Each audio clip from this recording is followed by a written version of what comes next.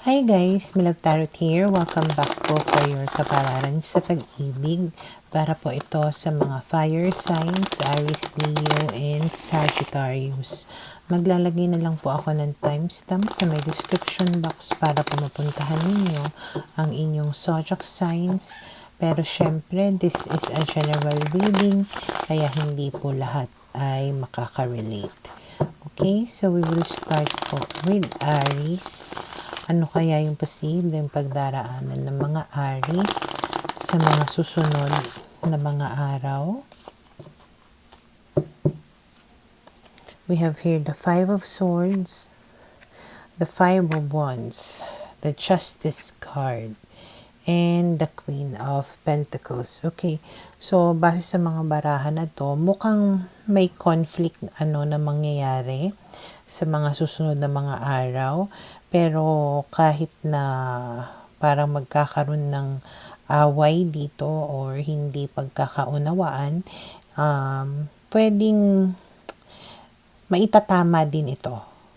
May chance na yung person mo, lalo na kung yung person mo ay air sign, na baka itong tao na to ay magsinungaling sa'yo, kaya yun yung pagmumulan ng pag-aaway ninyo na dalawa. And mukhang eventually aamin din siya sa'yo or malalaman mo nga rin yung katotohanan. And dahil doon, pwedeng kumampante ka. Okay? And then we have here the Eight of Swords, the Knight of Cups, the Ten of Pentacles, and the Four of Swords. Pero syempre at first, parang nahihirapan ka na baliwalain kung ano man yung ginawa niya. Talagang parang feeling mo nasusuffocate ka, ganyan. Hindi mo alam yung gagawin mo nga, ganyan. Pero nga, eventually, gagawa siya ng mga ways para to make you feel na there is nothing to worry about, ganon. Gagawa siya ng paraan para lang, kumbaga, maging masaya kayo muli or mabuo muli yung inyong pagsasama or yung relationship ninyo na dalawa. And dahil dyan, Four of Swords, ibig sabihin nga, kakampante ka din. Parang lahat ng worries mo mawawala din. Okay? And then, we have here the Sun, the Empress, and the Three of Pentacles. At dahil dyan, mukhang magiging masaya naman ang inyong pagsasama. Mas nagiging, ka dito nga, stable and secured. And it's because Three of Pentacles, parang nararamdaman mo yung effort mula doon sa person mo. Talagang nararamdaman mo na nakikipagtulungan siya sa'yo para ma-improve yung relationship ninyo na dalawa.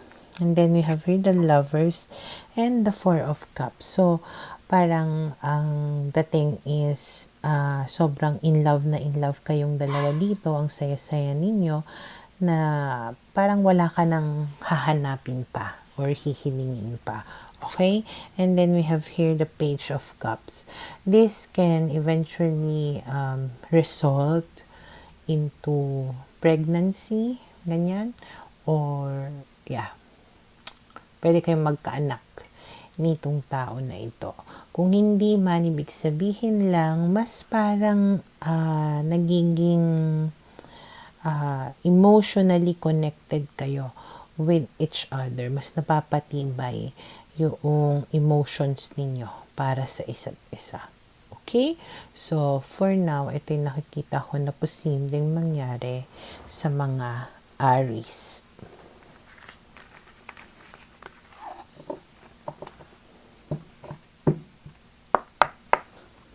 Para sa mga Leo. Okay, let's see. Ano kaya yung posibleng pagdaraanan ng mga Leo sa mga susunod na mga araw? We have here the Knight of Swords, the Fool, the Queen of Swords, and the Two of Cups. malaki yung chance na yung person ninyo ay air sign, Gemini, Libra, and Aquarius. Okay? And mukhang kung naghiwalay man kayo nitong tao na to, mukhang manunumbalik itong tao na to sa'yo. At sa kanyang panunumbalik, it's like mas carefree, mas worry-free, parang walang masyadong problema between the two of you. Okay? Pero somehow nakikita ko dito yung emotional disconnection mo. Though we have here the Two of Cups, which means na kung ano man yung nararamdaman mo, yun rin yung nararamdaman niya. Or pwedeng MU, walang label, ganyan. Kaya siguro parang, basta, maybe walang commitment sa isa't isa, no? Kaya parang walang problema. Ganun yung datingan. Hindi ko lang sure kung at first ganito ba, or eventually it will turn into a really committed relationship. Okay? But we will see. We have here the King of Swords, the Four of Wands, the Three of Pentacles, and the Ten of Cups. Yeah, so it will eventually lead into something more serious. Okay?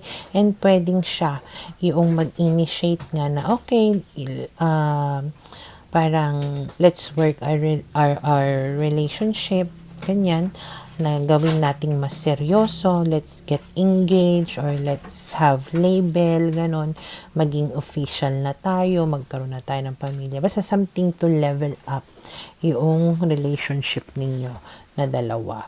And then we have here the Judgment card, the Four of Cups, and the Five of Cups. Ang ano ko lang dito, hindi ko alam kung bakit medyo nagdadalawang isip ka sa iyong pagdedesisyon. Parang you feel like you might regret it. You feel like baka may iba pang opportunity na darating sa'yo. So parang ikinukonsider mo yon na ito na ba talaga yung gusto ko? Baka meron pang ibang dumating. Baka mamaya pagsisihan ko itong pag-commit ko sa kanya. Parang ganyan. And then we have here the Four of Pentacles and the Six of Swords. Pero, ganun pa man, hindi mo rin magawang bumitaw dito sa tao na to. I just don't know why meron kang hesitation ng ganito. Maybe merong sabit, may problem na maybe hindi naayos, na eventually we have here the Six of Swords. Everything will parang fall into its right place.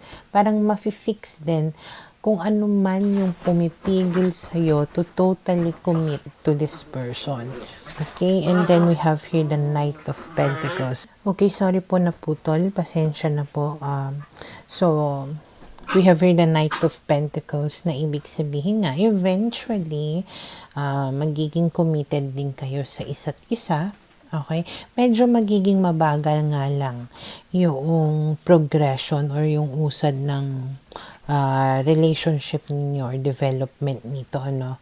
But still, Knight of Pentacles, may mga plano na maisa sa katuparan eventually. Kailangan mo lang sigurong maging patient. Okay? So, for now, ito'y nakikita ko na posibleng mangyari sa mga Leo. Para sa mga Sagittarius, okay, let's see, ano kaya yung posibleng pagdaraanan ng mga Sagittarius sa mga susunod na mga araw.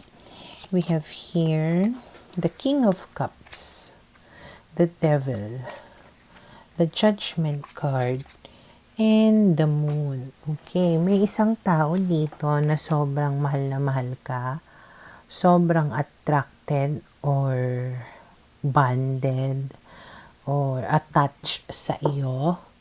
Okay? Pero parang nagkakaroon ka ng doubts sa tao na to. Hindi ka sure kung ano yung totoong intention niya sa iyo. Okay? May possibility rin kasi na siguro parang may toxicity doon sa connection ninyo na dalawa. So, kahit nasabihin nating mahal ka niya or mahal mo siya, parang dahil doon sa interaction ninyo na hindi maganda, nagkakaroon ka ngayon ng pagdadalawang isip about dito sa tao na to. And you cannot make a good decision about it. Okay? And then we have here the Nine of Swords, the Eight of Cups, the Chariot, and the Queen of Pentacles. So, ayun na nga, Nine of Swords. Nag-overthink ka ngayon, nai-stress ka ngayon, isip ka ng isip na talagang dinadoubt mo na ngayon kung talaga bang mahal ka nitong tao na to, or pwedeng dinadoubt mo na rin kung mahal mo ba talaga siya. Somehow kasi parang hindi ka na content, hindi ka na happy about the situation. There is this part of you na gusto mo nang lumayo, umalis from this person, pero hindi mo pa makuha siguro yung confidence mo, yung lakas ng loob mo to do so. Okay? And then we have here the Ten of Swords, the Six of Swords, and the Ace of Cups. Okay, so ang nakikita ko dito, whatever it is na problema between the two of you, pwedeng ma-resolve ito. Pwedeng mawala, masolusyonan ninyo, ganyan. May mga positive changes na maaaring mangyari between the two of you. And parang merong new beginning nga para sa inyo dito, na kung saan mas mananaig talaga yung pagmamahalan ninyo sa isa't isa. And then we have here the Two of Pentacles and the Four of Pentacles.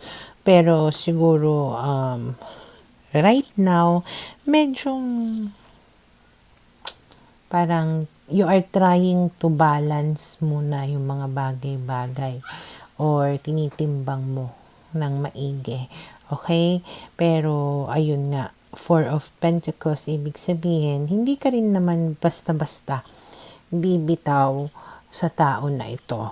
Okay? And then we have here the High Priestess na nagsasabing, before you make a decision, parang pag-isipan mo ng maigi kung ito ba talaga yung gusto mo, kung ito ba talaga yung mas makakabuti para sa'yo. Okay?